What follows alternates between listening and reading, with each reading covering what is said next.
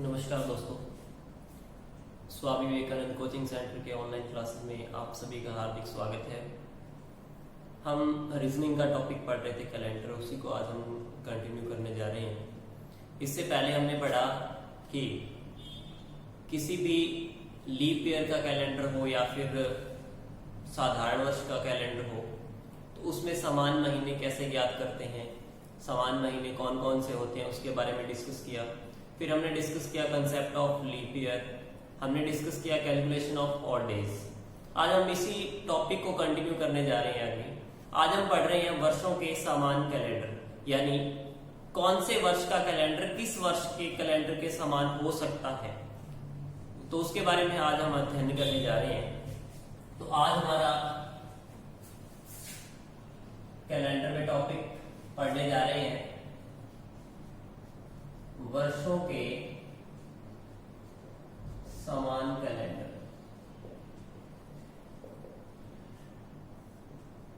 यानी कौन कौन से वर्ष के कैलेंडर जो है वो समान हो सकते हैं।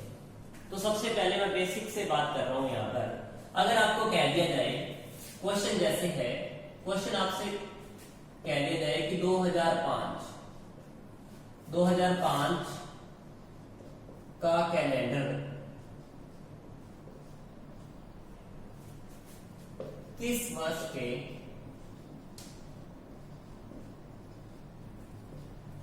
कैलेंडर के समान होगा। सबसे पहले हम बेसिक से बात कर रहे हैं कि कैसे हम इसको कैलेंडर सेम वर्ष का जो कैलेंडर है वो कैसे हम ज्ञात कर सकते हैं। तो सबसे पहले देखिए 2005 की बात की जा रही है। हमें बताना है कि 2005 के बाद वो कौन सा वर्ष आएगा जिसका कैलेंडर 2005 के कैलेंडर के जैसा ही होगा। यानी 2005 में अगर हम बात करें, 2005 में अगर 1 मई मंगलवार को है तो ऐसा कौन सा वर्ष आएगा जिसमें 1 मई मंगलवार को ही होगा। क्या हम कह सकते हैं कि 2005 में अगर 31 अक्टूबर सोमवार को है तो ऐसा कौन सा वर्ष होगा जिसमें 31 अक्टूबर सोमवार को होगा, यानी पूरे का पूरा कैलेंडर सेम होगा 2005 के। तो यहाँ पर सबसे पहले बात करते हैं विषम दिनों की। तो यहाँ ध्यान दें 2005 एक सामान्य वर्ष है, यानी इसमें विषम दिनों की संख्या होगी 1। विषम दिनों की संख्या होगी 1। उसके बाद बात करते हैं 2006 के लिए। अब 2006 भी एक साधारण वर्ष है, यानी इसमें विषम दिन होंगे 1।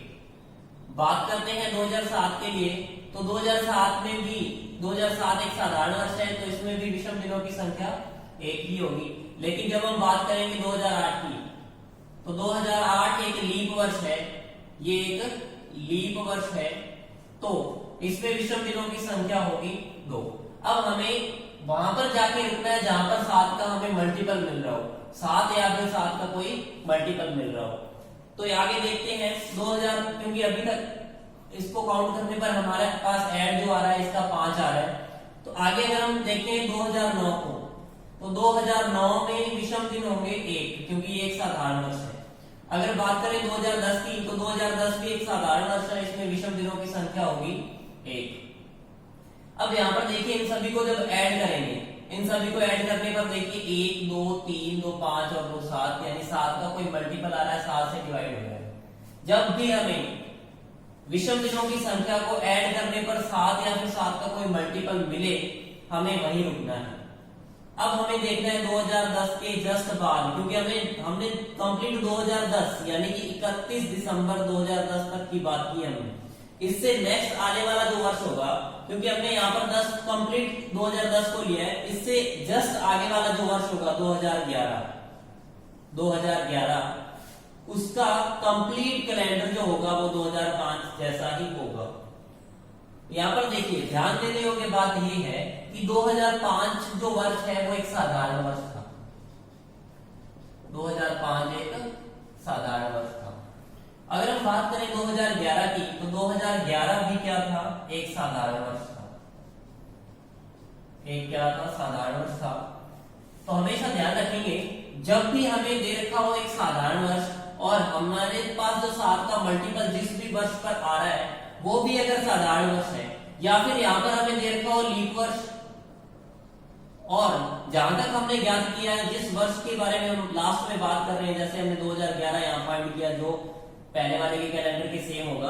अगर यहाँ पर भी लीप वर्ष आ जाए, दिया भी लीप वर्ष हो और हमने ज्ञात भी लीप वर्ष किया हो, तो ध्यान रखेंगे पूरे वर्ष का कैलेंडर सेम होगा। दिया भी साधारण वर्ष हो, ज्ञात भी हमने साधारण वर्ष किया हो, तो ध्यान रखेंगे पूरे वर्ष का कैलेंडर सेम होगा।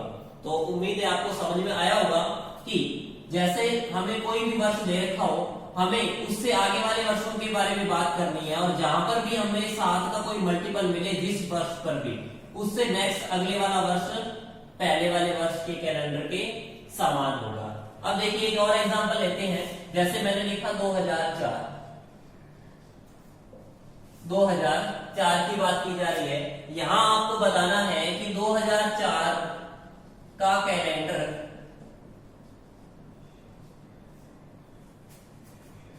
किस वर्ष के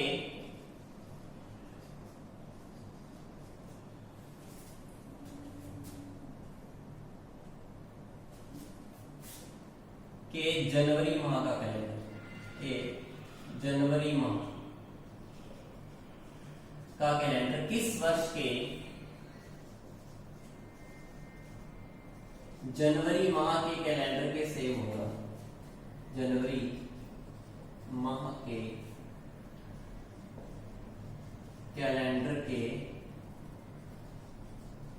समान होगा। यहां पर ध्यान रखेंगे, आपको क्वेश्चन में कहा गया है कि 2004 वर्ष का जो कैलेंडर है उसमें जनवरी माह का कैलेंडर आने वाले किस वर्ष के जनवरी माह के कैलेंडर के समान होगा। अब यहाँ पर पूरे वर्ष की बात नहीं की जा रही है, सिर्फ जनवरी माह की बात की जा रही है कि हमें बताना है सिर्फ जनवरी माह का कैलेंडर जो है वो किस वर्ष के कैलेंडर के समान होगा। अब देखिए हमें दिया है 2004, तो 2004 को लेना है, क्योंकि 2004 एक लीप वर्ष है, सभी को पता है, जैसा कि 2004 एक लीप वर्ष है। अगर 2004 एक लीप वर्ष है तो उसमें विषम दिनों की संख्या होगी 2। उसके बाद अगर हम बात करें 2005 की, तो 2005 एक साधारण वर्ष है, इसमें विषम दिनों की संख्या होगी 1। 2006 एक साधारण वर्ष है, इसमें भी विषम दिनों की संख्या होगी 1। 2007 भी एक साधारण वर्ष है, इसमें विषम दिनों की संख्या होगी 1।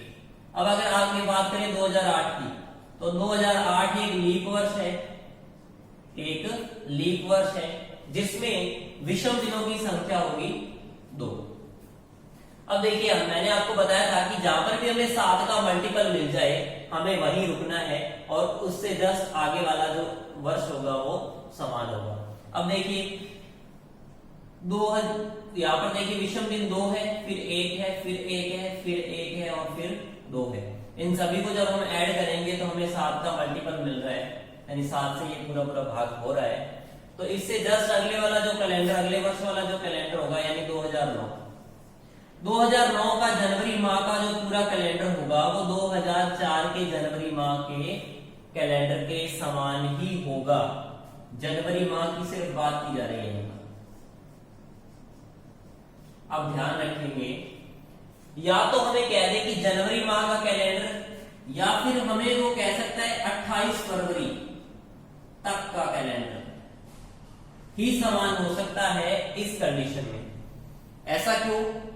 तो यहां पर देखेंगे 2004 जो है वो एक क्या है, लीप वर्ष है। 2004 एक लीप वर्ष है, लेकिन हमने इससे आगे वाला वर्ष जो 7 का मल्टीपल आ रहा है उसको हमने ज्ञात किया, तो वो आया 2009। अब आप सभी को पता है कि 2009 एक साधारण वर्ष है, 2009 एक साधारण वर्ष है। तो ध्यान रखेंगे कभी भी लीप वर्ष का कैलेंडर पूरा साधारण वर्ष के कैलेंडर के समान नहीं हो सकता। क्यों नहीं हो सकता? क्योंकि लीप वर्ष में जो फरवरी होती है वो 29 तारीख तक होती है, यानी फरवरी में 29 दिन होते हैं, लेकिन साधारण वर्ष में 28 दिन ही होते हैं। यानी साधारण वर्ष में जो फरवरी माह होता है वो 28 दिन का ही होता है। तो पूरे वर्ष का कैलेंडर समान नहीं हो सकता है, क्योंकि यहाँ पर एक दिन ज्यादा है। इस एक दिन 29 तारीख का जो दिन है फरवरी में ज्यादा होने के कारण ये पूरा कैलेंडर जो है वो उसके बाद चेंज हो जाएगा। तो ध्यान रखेंगे जब भी लीप वर्ष से हमने फाइंड किया हो साधारण वर्ष, आगे आने वाला जो 7 का मल्टीपल अगर साधारण आ जाए तो ध्यान रखेंगे तब जो कैलेंडर समान होगा सिर्फ 28 फरवरी तक का ही कैलेंडर समान हो सकता है, इससे आगे कैलेंडर समान नहीं हो सकता, क्योंकि लीप वर्ष में एक दिन बढ़ जाता है 29 फरवरी के कारण। इसी कारण ये जो दोनों कैलेंडर है वो अलग अलग हो जाते हैं। अब देखिए हमने अभी बात की थी 2004 से लेकर 2004 का जो कैलेंडर था उसमें सिर्फ जनवरी माह के बारे में बात की हमने, जनवरी माह का जो कैलेंडर था उसके बारे में बात की। लेकिन अगर आपसे पूछ लिया जाए कि 2004 के 28 फरवरी तक के कैलेंडर किस वर्ष के 28 फरवरी तक के कैलेंडर के समान होगा, तो ध्यान रखेंगे यहां पर अगर हमने लीप वर्ष ले रखा है, यहां में लीप वर्ष 2004 दे रखा है, उससे आगे जो हमने वर्ष फाइंड किया वो आ रहा है 2009, क्योंकि 2009 एक साधारण वर्ष है तो ध्यान रखेंगे कि जो 2009 जो यहां पर आ रहा है वो एक साधारण वर्ष आ रहा है। तो साधारण वर्ष और लीप वर्ष ध्यान रखेंगे इन दोनों का जो कैलेंडर आएगा वो सिर्फ 28 फरवरी तक का ही कैलेंडर समान होगा, इससे आगे कैलेंडर समान नहीं होगा। अब देखिए अब अगर हम बात करें 2005 की, जैसे कि यहां हमने देखा यहां 2005 में ये एक साधारण वर्ष था 2005, और इसके बाद जो हमने 7 का मल्टीपल ज्ञात किया था 2010 तक ज्ञात किया, उसके बाद का वर्ष आया था 2011, यानी 2011 का जो कैलेंडर है वो पूरा का पूरा 2005 के कैलेंडर के जैसा ही था। क्यों था? क्योंकि 2011 का कैलेंडर है वो भी क्या है, साधारण वर्ष, वो भी क्या है, साधारण वर्ष है, और 2005 का कैलेंडर भी क्या है, साधारण वर्ष है, यानी इसमें भी 365 दिन ही है और इसमें भी क्या है, 365 दिन ही है। इसमें भी फरवरी जो है वो 28 तारीख तक ही है, इसमें भी फरवरी 28 तारीख तक ही है, इसीलिए पूरे वर्ष का कैलेंडर समान हुआ। लेकिन इस कंडीशन में अगर आपसे पूछ लिया जाए कि पूरे वर्ष का कैलेंडर समान कब होगा, तो आप 2009 तक ये ज्ञात नहीं कर पाएंगे कि ये 2009 तक या 2009 जो है वो 2004 के कैलेंडर के समान होगा, तो ऐसा गलत हो जाएगा। पूरे वर्ष का कैलेंडर समान नहीं होगा 2009 तक, सिर्फ 28 फरवरी तक का ही कैलेंडर सेम होगा, इससे आगे कैलेंडर सेम नहीं होगा। अब देखते हैं आगे, जैसे मैं एक और एग्जांपल लेता हूं। एग्जांपल के तौर पर मैंने लिया 2018,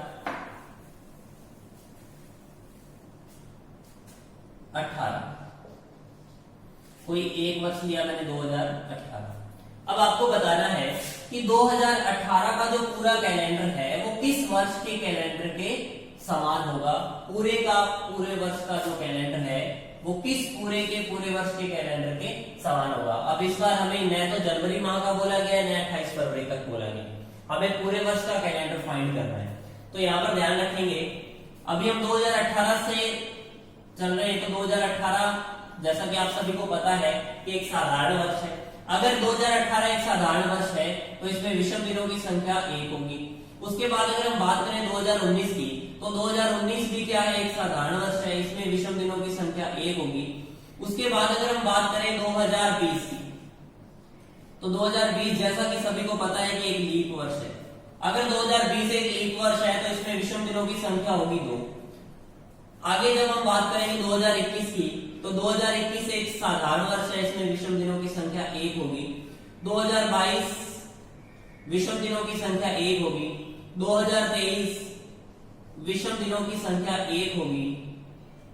2024 विषम दिनों की संख्या 2 होगी। क्यों होगी? क्योंकि ये एक लीप वर्ष है और लीप वर्ष में विषम दिनों की संख्या 2 होती है, क्योंकि मैंने आपको सबसे फर्स्ट जो क्लास थी वीडियो में बताया था कि एक लीप वर्ष में 22 सप्ताह कंप्लीट होते हैं और 2 दिन जो होते हैं वो एक्स्ट्रा होते हैं, और एक साधारण वर्ष में 22 सप्ताह कंप्लीट होते हैं और 1 दिन जो होता है वो एक्स्ट्रा होता है। ये 1 दिन ही क्या है, विषम दिन है, और इस लीप वर्ष में ये 2 दिन ही क्या है, विषम दिन है। तो उन्हीं के बारे में हम यहाँ बात कर रहे हैं। अब देखिए मैंने आपको बताया था कि जहां पर भी हमें 7 का मल्टीपल मिल जाए तो उससे नेक्स्ट वाला जो वर्ष का कैलेंडर होगा वो इसके समान होगा, लेकिन हमें देखना है कि क्या वो भी साधारण आ रहा है। अगर वो साधारण नहीं आ रहा है तो पूरे वर्ष का कैलेंडर समान नहीं होगा, लेकिन अगर वो भी साधारण आ रहा है, जहां पर भी हमें 7 का मल्टीपल मिल रहा है, उससे नेक्स्ट वाला जो ईयर है अगर वो भी साधारण वर्ष ही आ रहा है तो पूरे का पूरा कैलेंडर सेम होगा। अब ध्यान दें, यहाँ पर विषम दिन 1 था, 1 और 1 2 और 2 4, 1 5 6 और 7। अब देखिए यहां तक हमें 7 का मल्टीपल मिल गया, यानी 7 का गुणज कहां तक मिला हमें, 2023 तक मिला। यानी इससे जस्ट आने वाला अगला जो वर्ष है वो 2024 है। लेकिन जैसा कि आप सभी को पता है कि 2024 एक लीप वर्ष है, तो लीप वर्ष का कैलेंडर साधारण वर्ष के कैलेंडर के पूरे का पूरा जो कैलेंडर है वो समान नहीं हो सकता, जैसा कि मैंने अभी आपको बताया था। क्योंकि 2024 एक लीप वर्ष है, इसमें जो फरवरी माह होगा वो 29 दिन तक का होगा, लेकिन 2018 में तो 28 फरवरी तक ही है जो फरवरी माह है, तो पूरे का पूरा कैलेंडर समान नहीं हो सकता है 2024 तक। तो हमें आगे और काउंट करना होगा, विषम दिनों की संख्या और आगे हमें 7 का मल्टीपल ढूंढना होगा। तो अगर हम आगे बात करें तो 2025, क्योंकि 2025 एक साधारण वर्ष है, विषम दिनों की संख्या होगी 1। अगर हम बात करें 2026 की, तो 2026 एक साधारण वर्ष है, तो इसमें विषम दिनों की संख्या होगी 1। अगर हम बात करें 2027 की, तो 2027 भी एक साधारण वर्ष है, तो विषम दिनों की संख्या होगी 1। बात करें 2028 की, तो 2028 भी एक साधारण वर्ष है, तो इसमें विषम दिनों की संख्या होगी 1। अब आगे हम टोटल काउंट करें, क्योंकि यहाँ तक 7 का मल्टीपल यानी 7 हो गया था, यहाँ 7 और 2 9, 9 और 1 10 और 1 11 12 और 1 13। आगे हम बात करें 2029 की, तो 2028 जो है वो एक लीप वर्ष है, यानी यहाँ पर विषम दिनों की संख्या 2 आएगी। तो आगे हम देखें 2 और 1 3 4 5 और 2 7, यानी 2028 तक हमें 7 का मल्टीपल मिल रहा है। यहाँ पर हमें मिल रहा है 7 का मल्टीपल, यानी इससे जस्ट अगला जो वर्ष होगा यानी 2029, तो 2029 का कैलेंडर हम देखना है हमें कि क्या 2029 का कैलेंडर 2018 के कैलेंडर के सेम हो सकता है, किस कंडीशन में हो सकता है, क्योंकि ये एक साधारण वर्ष दे रखा है हमें 2018, तो आगे आने वाला भी वर्ष साधारण है, तो पूरे का पूरा कैलेंडर समान होगा। लेकिन अगर साधारण वर्ष नहीं आ रहा है तो पूरे का पूरा कैलेंडर समान नहीं होगा। कहां तक का होगा, सिर्फ 28 फरवरी तक का कैलेंडर सेम होगा। अब देखिए 2029, क्योंकि सभी को पता है कि 2029 भी क्या है, साधारण वर्ष है। 2029 भी क्या है, एक साधारण वर्ष है। अगर 2029 भी एक साधारण वर्ष है और 2018 भी एक साधारण वर्ष है, तो ध्यान रखेंगे पूरे का पूरा कैलेंडर दोनों का सेम होगा, यानी कि 2018 का जो कैलेंडर है वो पूरे का पूरा कैलेंडर 2029 के कैलेंडर के समान होगा। तो यहाँ पर 2029 जो है वो आपका राइट आंसर हो जाएगा। 2029 का जो कैलेंडर है वो पूरे का पूरा कैलेंडर 2018 के कैलेंडर के जैसा ही हो। एक एग्जांपल और ले लेते हैं ताकि अच्छे से समझ में आ जाए आपको। जैसे कोई एक वर्ष ले लेते हैं, जैसे मैंने लिखा 2013। हमें फाइंड करना है कि 2013 का जो कैलेंडर है वो किस वर्ष के कैलेंडर के पूरे कैलेंडर के सेम होगा। तो देखिए 2013 के बाद अगर हम बात करें, विषम दिनों की संख्या 1 आएगी क्योंकि साधारण वर्ष है। 2014 की बात करें तो विषम दिनों की संख्या 1 ही आएगी क्योंकि ये भी एक साधारण वर्ष है। 2015 के लिए हम बात करें तो विषम दिनों की संख्या 1 ही आएगी। अगर हम 2016 देखें तो क्योंकि 2016 एक लीप वर्ष है तो इसमें विषम दिनों की संख्या आएगी 2। आगे अगर हम 2017 की बात करें तो विषम दिनों की संख्या आएगी 1। अब हमें देखना है कि 7 का मल्टीपल जहां पर भी मिलेगा हमें वहां पर एक बार हमें देखना है कि कैलेंडर सेम हो रहा है या नहीं हो रहा है। तो अभी देखिए 2018 भी क्या एक साधारण वर्ष है तो इसमें विषम दिनों की संख्या होगी 1। अब देखिए यहाँ पर सभी को अगर हम ऐड करें, क्योंकि 3 और 2 5 और 2 7, यानी यहाँ तक हमें 7 का मल्टीपल मिल रहा है, तो इससे जस्ट आगे आने वाला जो वर्ष होगा 2019। अब हमें 2019 चेक करना है कि क्या 2019 भी साधारण है, क्योंकि 2013 अगर साधारण वर्ष है तो साधारण वर्ष का कैलेंडर तभी समान हो सकता है 2019 के यदि ये 2019 भी एक साधारण वर्ष हो। जैसा कि सभी को पता है कि 2019 के लास्ट दो डिजिट में 4 का डिवाइड नहीं हो रहा है, इसका मतलब ये भी क्या एक साधारण वर्ष ही है। अर्थात इसका मतलब है कि 2013 का पूरे का जो पूरा कैलेंडर है वो 2019 के कैलेंडर के समान है, यानी 2019 का कैलेंडर और 2013 का कैलेंडर पूर्णतः एक जैसा ही होगा। अब देखिए यहाँ 2018 का जो कैलेंडर था, एक साधारण वर्ष की बात की जा रही थी और यहाँ पर भी साधारण वर्ष आ रहा है। तो 2018 यहाँ पर देखिए जो 2018 है वो लीप के 2 वर्ष बाद आ रहा है, क्योंकि इससे पहले 2016 लीप आया होगा। तो लीप के 2 साल बाद का जो कैलेंडर है वो कितने वर्षों बाद रिपीट होगा? वो वर्षों बाद, यानी 1 2 3 4 5 6 7 8 9 10 और 11 वर्षों बाद रिपीट होगा, यानी कि 11 वर्षों बाद ये कैलेंडर रिपीट हो रहा है। अगर हम बात करें 2013 की, तो 2013 से जस्ट पहले 2012 आया होगा लीप वर्ष, यानी लीप वर्ष से 1 वर्ष ज्यादा है, तब कैलेंडर कब सेम होगा? तो यहाँ पर अगर हम वर्षों की काउंटिंग करें तो यहाँ पर आ रहा है 6 वर्ष, यानी 6 वर्ष बाद वो रिपीट हो रहा है। तो मैं आपको एक ऐसी टेबल लिखवा रहा हूं ताकि आप उससे सिंपली फाइंड कर सकते हैं कि किस वर्ष का कैलेंडर किस वर्ष के जैसा हो, कौन सा वर्ष लीप हो या फिर साधारण हो। तो हम बात करते हैं, अभी एक टेबल में आपको लिखवा रहा हूं जिसको आपको ध्यान में रखना है।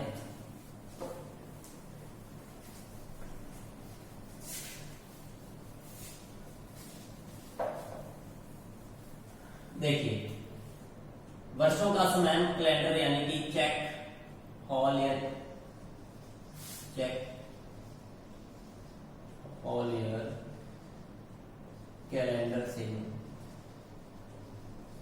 अगर हमें पूरे वर्ष का कैलेंडर समान चेक करना हो हम क्या अप्रोच लगा सकते हैं? मैं एक आपको टेबल लिखवा रहा हूं यहां जिसको आपको ध्यान में रखना है। अगर हम बात करें लीप वर्ष की, लीप वर्ष यहां मैंने लिखा लीप वर्ष प्लस 1 वर्ष, यानी लीप वर्ष से जस्ट अगले वाला जो वर्ष है। उसके बाद हम बात करें तो लीप वर्ष प्लस 2 वर्ष, यानी लीप वर्ष से 2 वर्ष बाद का जो कैलेंडर है। उसके बाद लीप वर्ष प्लस 3 वर्ष, इसका मतलब है कि लीप वर्ष के 3 वर्ष बाद का कैलेंडर। इससे पहले भी आपको एक बात जो ध्यान में रखनी है वो क्या है? वो ये है कि अगर आपको एक जनरल ईयर दे रखा है या फिर कह सकते हैं ऑर्डिनरी ईयर दे रखा है जिसे साधारण वर्ष बोला जाता है, ये आपको ध्यान में रखना है। अगर आपको साधारण वर्ष का कैलेंडर दे रखा है और आपने 7 का मल्टीपल जहां फाइंड किया वो भी आ रहा है साधारण वर्ष, वो भी आ रहा है साधारण वर्ष, या कह सकते हो अगर आपको लीप वर्ष का कैलेंडर दे रखा है और जहां आपने ज्ञात किया लीप वर्ष या इसे अधिवर्ष भी बोला जाता है, इंग्लिश में बोला जाता है लीप वर्ष और इसे हिंदी में अधिवर्ष भी कहा जाता है। आपको दिया है लीप वर्ष और आपने 7 का मल्टीपल जहां फाइंड किया वहां पर भी आ रहा है लीप वर्ष, यानी उससे नेक्स्ट वाला जो वर्ष आ रहा है लीप वर्ष। तो ध्यान रखेंगे पूरे वर्ष का कैलेंडर सेम होगा, पूरे वर्ष का कैलेंडर समान होगा। तब ये आपको ध्यान में रखना है, पूरे वर्ष का कैलेंडर तभी समान हो सकता है जब आपने साधारण वर्ष जिसे ज्ञात करना था, यानी साधारण वर्ष के सापेक्ष जो वर्ष आपने ज्ञात किया वो भी साधारण आ रहा है, यानी दोनों वर्ष अगर साधारण आ रहे हैं 7 के मल्टीपल तक, तो तभी पूरे वर्ष का कैलेंडर समान हो सकता है। या यदि आपको दिए रखा है लीप वर्ष और आपने जहां पर फाइंड किया 7 का मल्टीपल, उससे जस्ट नेक्स्ट वाला जो ईयर आ रहा है वो भी लीप वर्ष आ रहा है, तो ध्यान रखेंगे पूरे वर्ष का कैलेंडर समान होगा। लेकिन आप ध्यान रखेंगे कि यदि आपको दे रखा था लीप वर्ष, लीप ईयर दे रखा था, आपको दे रखा था अधिवर्ष या लीप वर्ष जिसे कहते हैं, आपको दे रखा था अधिवर्ष और आपने जहां पर 7 का मल्टीपल ज्ञात किया उससे जस्ट नेक्स्ट वाला जो वर्ष आ रहा है वो आ रहा है साधारण वर्ष, वो आ रहा है साधारण वर्ष आ रहा है, जनरल ईयर आ रहा है, या फिर कह सकते हैं ऑर्डिनरी ईयर आ रहा है, या फिर क्या सी कंडीशन है, अगर आपको दे रखा है साधारण वर्ष दे रखा है या जनरल ईयर दे रखा है, और आपने जहां 7 का मल्टीपल ज्ञात किया उससे जस्ट आगे वाला जो वर्ष है वो आ रहा है एक लीप वर्ष या अधिवर्ष, तो ध्यान रखेंगे कभी भी पूरे वर्ष का कैलेंडर सेम नहीं होगा। कहां तक का कैलेंडर सेम हो सकता है? सिर्फ 28 फरवरी तक का ही कैलेंडर सेम हो सकता है, सिर्फ 28 फरवरी तक का कैलेंडर समान होगा। यह बात आपको ध्यान में रखनी है। दोबारा से समझा रहा हूं, जब साधारण वर्ष से साधारण वर्ष आ रहा हो तो ध्यान रखेंगे पूरे वर्ष का कैलेंडर समान होगा। जब आ रहा हो लीप वर्ष से लीप वर्ष तो ध्यान रखेंगे पूरे वर्ष का कैलेंडर समान होगा, यानी 1 जनवरी से लेकर 31 दिसंबर तक का कैलेंडर समान होगा। लेकिन यदि अधिवर्ष से साधारण वर्ष आ रहा है, यानी लीप वर्ष से साधारण वर्ष आ रहा हो, या लीप वर्ष साधारण वर्ष से लीप वर्ष आ रहा हो, तो ध्यान रखेंगे पूरे वर्ष का कैलेंडर कभी समान नहीं होगा, सिर्फ 28 फरवरी तक का ही कैलेंडर सेम होगा। ये बातें आपको ध्यान में रखनी है। अब हम बात करते हैं इस टेबल की, तो ध्यान रखेंगे जब भी लीप वर्ष की बात हो तो लीप वर्ष से लीप वर्ष दोबारा रिपीट होता है 28 वर्षों बाद। लीप वर्ष से लीप वर्ष की जो रिपीटेशन होती है वो होती है 28 ईयर बाद या 28 वर्षों बाद। लीप वर्ष प्लस 1 वर्ष की जो रिपीटेशन होती है वो होती है 6 वर्ष बाद, 6 वर्ष, यानी लीप वर्ष से 1 वर्ष ज्यादा, जैसे कि हम 2005 ले सकते हैं। 2005 का जो कैलेंडर होगा वो दोबारा कब रिपीट होगा? 2011 में रिपीट होगा, यानी 2005 का कैलेंडर 2011 के कैलेंडर जैसा ही होगा, जैसा कि हमने पहले क्वेश्चन किया था। अब देखिए लीप वर्ष प्लस 2 वर्ष, ध्यान रखेंगे 11 वर्षों बाद रिपीट होता है। पूरे का पूरा जो कैलेंडर होगा वो 11 वर्षों बाद रिपीट होगा। अब अगर हम बात करें लीप वर्ष प्लस 3 वर्षों की, तो ध्यान रखेंगे 11 वर्षों बाद, लीप वर्ष प्लस 3 वर्ष 11 वर्षों बाद रिपीटेशन होगा, यानी पूरे का पूरा कैलेंडर सेम होगा। अब देखिए यहाँ पर मैंने लीप वर्ष प्लस 4 वर्ष क्यों नहीं लिया? क्योंकि जब मैं ऐसा करूंगा लीप वर्ष प्लस 4 वर्ष तो वो भी एक लीप वर्ष भी आ जाएगा, क्योंकि 4 वर्ष बाद लीप वर्ष की रिपीटेशन हो जाती है, यानी लीप वर्ष दोबारा से आ जाता है। यहाँ हमने लीप वर्ष लिया, इसके बाद भी क्या आएगा? लीप वर्ष ही आएगा, जिसके बारे में हम बात कर चुके हैं। तो इसलिए हम लीप वर्ष प्लस 4 वर्ष आगे नहीं लिखेंगे, सिर्फ लीप वर्ष प्लस 3 वर्ष तक ही हमें ध्यान रखना है। अब अगर एग्जांपल के तौर पर मैं आपसे कहूं, मैंने यहाँ पर लिखा 2004 का कैलेंडर। 2004 क्या है? लीप वर्ष है, तो ध्यान रखेंगे 2004 का जो कैलेंडर है वो पूरे का पूरा कैलेंडर कब समान होगा? 28 साल बाद समान होगा, 28 वर्षों बाद समान होगा। यानी कि 2032 का जो कैलेंडर होगा, 2032 का जो कैलेंडर होगा वो पूरे का पूरा कैलेंडर 2004 के कैलेंडर के जैसा ही होगा, 2004 के कैलेंडर के समान होगा। अगर हम बात करें लीप वर्ष प्लस 1 वर्ष की, जैसा कि मैंने एग्जांपल के तौर पर लिया 2005, अगर मैं बात कर रहा हूं 2005 के कैलेंडर की, तो ध्यान रखेंगे 6 वर्ष बाद, यानी कि इसमें अगर 6 वर्ष और ऐड कर दिया जाए यानी 2011, तो जो 2011 होगा उसका कैलेंडर पूरे का पूरा 2005 के कैलेंडर जैसा ही होगा। अब हम बात कर लेते हैं लीप वर्ष प्लस 2 वर्ष। देखिए ये था लीप वर्ष 2004, ये था 2005, यानी 2004 लीप वर्ष था, उससे 1 वर्ष आगे। अब मैं बात कर रहा हूं 2004 से 2 वर्ष आगे, यानी 2006।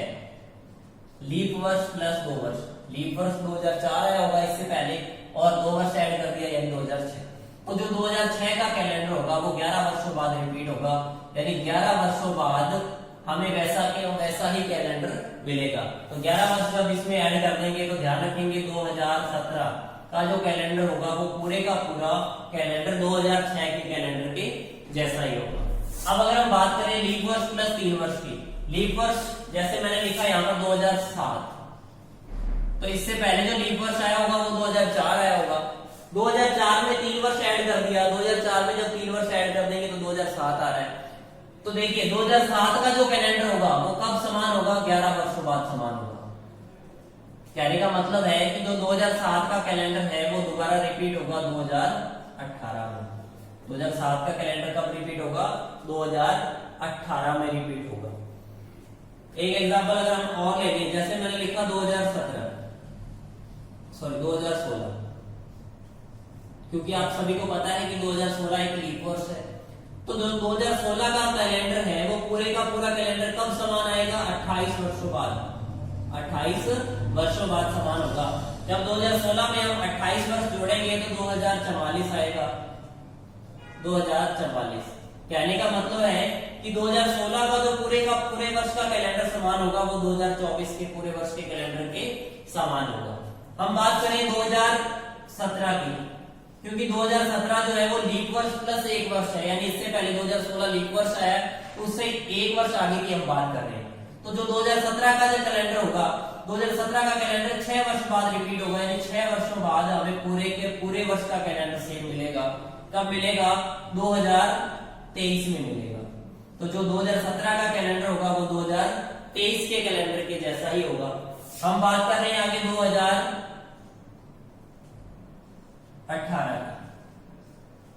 तो जो 2018 है वो लीप वर्ष प्लस 2 वर्ष है, यानी 2016 प्लस 2 वर्ष आगे।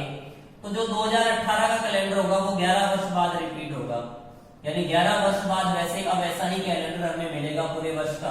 तो जब इसमें 11 ऐड करेंगे तो आ जाएगा 2029, जो हमने ज्ञात भी किया था पिछले क्वेश्चंस में। तो 2029 का जो कैलेंडर है वो पूरे का पूरा कैलेंडर 2018 के कैलेंडर जैसा ही होगा, पूरे वर्ष का कैलेंडर समान होगा। हम बात करें 2019 की, अगर हम 2019 की बात करें तो 2019 का जो कैलेंडर होगा वो 11 वर्ष बाद रिपीट हो जाएगा, यानी 11 वर्ष बाद हमें वैसे का वैसा ही कैलेंडर मिलेगा। जब इसमें 11 ऐड करेंगे तो आएगा 2030। इसका मतलब है कि 2019 का कैलेंडर और 2030 का कैलेंडर पूरे का पूरे वर्ष का कैलेंडर दोनों का समान होगा। तो उम्मीद है आपको समझ में आ रहा होगा। आगे हम कुछ क्वेश्चंस, कुछ इसके एक्सेप्शन भी है जिसको हमें ध्यान में रखना है, उनके बारे में हम बात करने जा रहे हैं यहाँ पर। तो जो एक्सेप्शन है कि किन किन क्वेश्चंस में हम इसको अप्लाई नहीं कर सकते हैं, फिर हमें वो बेसिक अप्रोच से ही उसको हल करना होगा। जैसे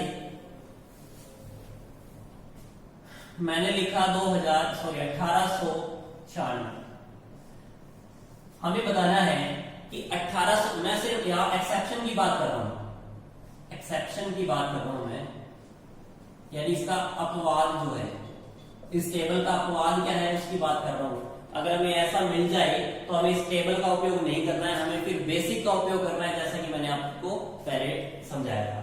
अब देखिए 1896 है, उसका पूरे का पूरे वर्ष का कैलेंडर कब समान होगा? ऑप्शन में जैसे आपको दे दिया जाए, ऑप्शन नंबर ए आपको दे दिया जाए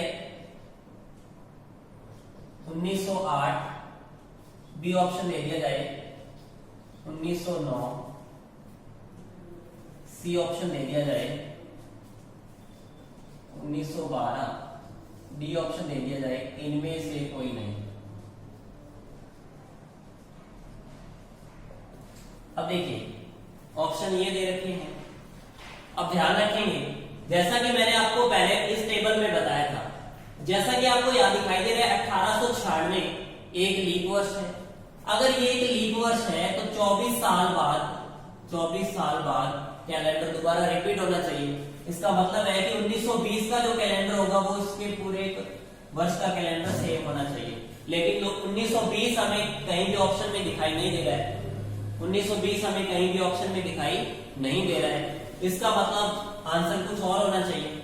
अब हम यहाँ पर इनमें से कोई भी टिक कर सकते हैं, लेकिन हमें सबसे पहले ध्यान में रखना है, जब भी ऐसा क्वेश्चन आ जाए जिसमें जैसे यहाँ पर लीप वर्ष दे रखा है, उसके आगे वाला जब हम लीप वर्ष ज्ञात कर रहे हो और इनके बीच में कोई साधारण शताब्दी वर्ष आ जाए, इनके बीच में साधारण शताब्दी वर्ष आ जाए,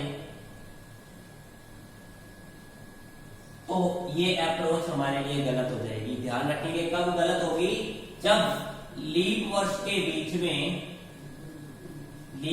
बीच में साधारण शताब्दी वर्ष आ जाए, साधारण शताब्दी वर्ष आ जाए, यानी हमें लीप वर्ष से लीप वर्ष ज्ञात करना हो लेकिन बीच में कहीं भी साधारण शताब्दी वर्ष आ जाए तो फिर हम इस अप्रोच को अप्लाई नहीं कर पाएंगे। क्यों नहीं कर पाएंगे उसके बारे में भी हम बात करेंगे। हम वर्ष की बात कर रहे हैं 1896, हम वर्ष की बात कर रहे हैं 1896। तो देखेंगे 1896 क्योंकि एक लीप वर्ष है तो यहाँ पर जो विषम दिनों की संख्या होगी वो आएगी 2। विषम दिनों की संख्या कितनी होगी? 2 होगी। अब इसके बाद अगर हम बात करें 1897, क्योंकि 1897 एक साधारण वर्ष है, विषम दिनों की संख्या होगी 1। उसके बाद अगर हम बात करें 1898, क्योंकि 1898 एक साधारण वर्ष है तो इसमें विषम दिनों की संख्या 1 होगी। बात करें 1899, एक साधारण वर्ष है तो विषम दिनों की संख्या होगी 1। बात करें हम 1900, क्योंकि 1900 में 400 का भाग नहीं जा रहा है। शताब्दी के लिए मैंने बताया था कि जब भी आपको वर्षों में लास्ट में 2 जीरो दिखे तो आपको भाग देना 400 से। तो यहाँ पर अगर हम 400 से भाग दें तो 1900 में 400 का भाग नहीं जाता है, इसका मतलब ये भी क्या एक साधारण वर्ष ही है, यानी विषम दिनों की संख्या 1 होगी। अब उसके बाद अगर हम बात करें 1901 की, विषम दिन 1 आएगा क्योंकि एक साधारण वर्ष है। 1902 की बात करें तो 1902 भी एक साधारण वर्ष है, विषम दिनों की संख्या 1 आएगी। 1903 की बात करें तो एक साधारण वर्ष है, विषम दिनों की संख्या 1 आएगी। 1904 की अगर हम बात करें तो एक 1904 जो है वो एक लीप वर्ष है तो इसमें विषम दिनों की संख्या आएगी 2। अब ध्यान रखेंगे जहां पर भी हमें 7 का मल्टीपल मिल रहा है हमें चेक करना है। तो देखिए 2, 3, 4, 5, 6 और 7, यहां में 7 का मल्टीपल मिल रहा है 2001 तक, यानी इससे आगे वाला जो वर्ष 2002 को हम चेक करेंगे क्या 2002 का कैलेंडर 1896 के कैलेंडर जैसा होगा? नहीं होगा। क्यों नहीं होगा? क्योंकि 1896 जो है वो एक क्या है? लीप वर्ष है। 1896 क्या है? लीप वर्ष है, लेकिन 1902 एक लीप वर्ष नहीं है। तो जब मैंने आपको बताया था कि जब भी साधारण से साधारण हो या फिर लीप से लीप आए तभी पूरे वर्ष का कैलेंडर समान होगा, इसके अलावा पूरे वर्ष का कैलेंडर समान नहीं होगा। तो यहाँ देखिए 1896 था वो लीप वर्ष था, लेकिन 1902 एक साधारण वर्ष है तो पूरे वर्ष का कैलेंडर समान नहीं हो सकता है। हमने यहाँ तक 7 का मल्टीपल ज्ञात किया था। अब इससे आगे देखें 7 का मल्टीपल कहाँ प्राप्त हो रहा है हमें। तो देखिए 1902, 1903, 1904 एक लीप वर्ष है, यानी विषम दिन आएंगे 2। 1905 एक साधारण वर्ष है, यानी विषम दिनों की संख्या आएगी 1। 1906 एक साधारण वर्ष है, विषम दिनों की संख्या 1 आएगी। 1907 एक साधारण वर्ष है, इसमें विषम दिनों की संख्या आएगी 1। अब हम देखते हैं कि 7 का मल्टीपल हमें मिल रहा है या नहीं मिल रहा। यहाँ तक हमने देख लिया था कि 7 का मल्टीपल आ रहा था, लेकिन यहाँ हमें साधारण वर्ष दिखाई दे रहा था, इसीलिए हम इसको समान नहीं कहेंगे। अब आगे अगर हम चेक करें तो 1 और 1 2, 2 4, 5, 6 और 1 7, यहाँ तक हमें 7 का मल्टीपल मिल रहा है। अब इससे नेक्स्ट वाला जो वर्ष होगा, क्योंकि जहां पर भी हमें 7 का मल्टीपल मिल जाए, जैसा कि मैंने आपको बताया था, जहां पर भी हमें 7 का मल्टीपल मिल जाए उससे नेक्स्ट वाला वर्ष देखना है, क्योंकि कंप्लीट 1907 की हम बात कर चुके हैं। अब आने वाला जो अगला वर्ष होगा वही 1896 के कैलेंडर के समान हो सकता है। तो देखिए 1908, अब जो नेक्स्ट वर्ष आया वो आया 1908। क्या 1908 एक लीप वर्ष है? तो आप कहेंगे हाँ जी लीप वर्ष है। 1908 भी क्या है? एक लीप वर्ष है। जैसा कि मैंने बताया था लीप वर्ष से लीप वर्ष आ जाए तो पूरे वर्ष का कैलेंडर समान होगा। 1896 में भी एक लीप वर्ष था और यहाँ देखिए 1908 भी क्या है? एक लीप वर्ष ही आ रहा है, यानी लीप वर्ष से लीप वर्ष, यानी 1896 का जो कैलेंडर है वो 1908 के कैलेंडर के समान आएगा, क्योंकि 1908 का कैलेंडर भी क्या है? एक लीप वर्ष का कैलेंडर है। तो ध्यान रखेंगे यहाँ पर देखिए एक्सेप्शन क्या है? एक्सेप्शन ये है कि जब भी लीप वर्ष से जब लीप वर्ष हम ज्ञात कर रहे हो और उनके बीच में कहीं भी साधारण शताब्दी वर्ष आ जाए, लीप वर्ष से लीप वर्ष ज्ञात कर रहे हो लेकिन बीच में कहीं भी साधारण शताब्दी वर्ष आ जाए तो हम यहाँ पर 28 वर्ष ऐड नहीं करेंगे, ये एक्सेप्शन है। जैसा कि मैंने इस क्वेश्चन के थ्रू आपको समझाया, 1896 एक लीप वर्ष था, लेकिन इसके बाद यानी अगला जो लीप वर्ष ज्ञात कर रहे हैं इसके बीच में साधारण शताब्दी वर्ष आ रहा है। क्या आ रहा है? 1900 आ रहा है। 1900 एक साधारण शताब्दी वर्ष है। इस 1900 के कारण ये जो मैंने आपको बताया था इस टेबल के थ्रू कि 28 वर्ष ऐड करेंगे, तो इसमें 28 वर्ष हमें ऐड नहीं कर सकते। क्यों नहीं कर सकते? क्योंकि इसमें बीच में साधारण शताब्दी वर्ष आ है। फिर हमें कैलकुलेट करना होगा साधारण ट्रिक से, जैसा कि मैंने आपको बेसिक बताया था कि किस तरीके से ज्ञात करते हैं। फिर हमें उसी तरीके से ज्ञात करना है 1908, जैसा कि हमारा आंसर आ रहा है। तो मैंने जैसा कि बताया था आपको, कहीं भी आपको 1920 ऑप्शन दिखाई नहीं दे रहा था, तो बहुत से स्टूडेंट ऐसे होंगे जो इनमें से कोई नहीं टिक करेंगे, लेकिन ये गलत है। हमें बेसिक से चेक करना है कि कौन सा कैलेंडर 1896 के कैलेंडर के जैसा हो सकता है। इसमें यही एक्सेप्शन है कि एक्सेप्शन यही है कि हमें 28 वर्ष तभी ऐड करने हैं जब बीच में साधारण शताब्दी वर्ष नहीं आए। जैसे एक एग्जांपल के थ्रू मैं आपको और समझा रहा हूं। जैसे मैंने लिया कोई भी वर्ष, मैं यहां बात कर रहा हूं 1996 की, मैं बात कर रहा हूं 1996 की। पहले हमने बात की 1896, अब मैं बात कर रहा हूं 1996। तो ध्यान रखेंगे 1996 से, क्योंकि ये एक लीप वर्ष है, 1996 क्या है? एक लीप वर्ष है। तो जस्ट अगला जो लीप वर्ष आएगा तभी पूरे का पूरा कैलेंडर समान होगा। अगर यहाँ पर साधारण वर्ष आएगा तो पूरे का पूरा कैलेंडर समान नहीं हो सकता, क्योंकि मैंने बताया था साधारण से साधारण हो या फिर लीप से लीप हो तभी पूरे का पूरा कैलेंडर समान आएगा। साधारण से लीप आ जाए या लीप से साधारण आ जाए तो पूरे का पूरे वर्ष का कैलेंडर समान नहीं होगा, सिर्फ 28 फरवरी तक का ही कैलेंडर समान होगा। अब देखिए यहां मैं 1996 की बात कर रहा हूं। अब ये जो क्वेश्चन था इसमें 28 वर्ष क्यों नहीं ऐड किया हमने, उसके पीछे एक कारण था। क्या कारण था? जैसा कि हमने काउंटिंग की 1896, 1897, 1898, 1899 और 1900। अब देखिए यहां 1896 जो था वो एक लीप वर्ष था, तो 4 वर्ष बाद दोबारा से लीप वर्ष आना चाहिए था। अब देखिए 4 वर्ष बाद अगर हम बात करें यानी 1901 लीप वर्ष होना चाहिए था। जो 28 ऐड कर रहे हैं उसका एक्सेप्शन यही था कि 4 वर्ष बाद दोबारा से एक लीप वर्ष आना चाहिए था, लेकिन ये साधारण शताब्दी वर्ष होने के कारण जहां हमें इसमें 2 ऐड करना था वहां पर सिर्फ एक ही ऐड कर पा रहे हैं। क्यों कर पा रहे हैं? क्योंकि यहाँ पर लीप वर्ष नहीं है, ये 1900 एक साधारण वर्ष आ गया बीच में, इसीलिए 1 वर्ष की यहाँ पर कमी हो गई। इसी कारण 28 वर्ष बाद ये कैलेंडर रिपीट नहीं हुआ, उससे पहले ही ये रिपीट हो गया। अब बात करें 1996 की। अब देखिए 1996 के बीच लीप वर्ष शताब्दी वर्ष आएगा, 1996 के बीच में शताब्दी वर्ष आएगा, लेकिन वो साधारण शताब्दी वर्ष नहीं होगा, वो एक लीप शताब्दी वर्ष होगा। कौन सा होगा? 2000 होगा, क्योंकि आप सभी को पता है कि 2000 में 400 का भाग जाता है। इसका मतलब ये है कि 2000 जो है वो एक लीप शताब्दी वर्ष है, न कि एक साधारण शताब्दी वर्ष है। तो ध्यान रखना है कि जब बीच में साधारण शताब्दी वर्ष आए तभी ये एक्सेप्शन फॉलो होता है, लेकिन अगर लीप शताब्दी वर्ष आ जाए तो हमें सिर्फ सीधा ही 28 वर्ष ऐड करना है। सीधा ही क्या ऐड करना है? हमें 28 वर्ष ऐड करना है, न कि हमें बेसिक से देखना है। तो ध्यान में रखेंगे हम यहाँ पर बात कर रहे हैं 1996 की। 1996 एक लीप वर्ष है। इससे आगे वाला जब हम लीप वर्ष ज्ञात करेंगे तो अब देखिए यहाँ पर लीप वर्ष, लीप शताब्दी वर्ष आ रहा है। अगर यहाँ पर साधारण शताब्दी वर्ष आता तो ये हमारा एक्सेप्शन होता, लेकिन यहाँ पर लीप शताब्दी वर्ष आ रहा है, इसका मतलब हम सीधा ही यहाँ पर 28 ऐड कर सकते हैं।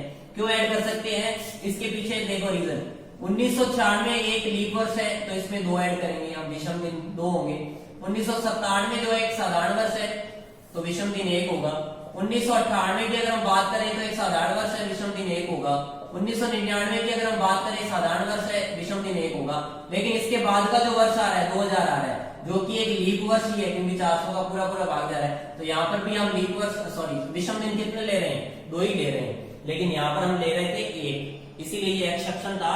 तो जब लीप वर्ष से लीप वर्ष हम ज्ञात कर रहे हो और बीच में लीप शताब्दी वर्ष आ जाए तो हमें सीधा 28 ही ऐड करना है, जैसा कि मैंने आपको टेबल में बताया था। जब इसमें 28 ऐड करेंगे तो यहाँ आ जाएगा 2024। इसका मतलब है कि 1996 का जो कैलेंडर है वो पूरे का पूरा कैलेंडर 1924 के पूरे वर्ष के कैलेंडर के समान होगा।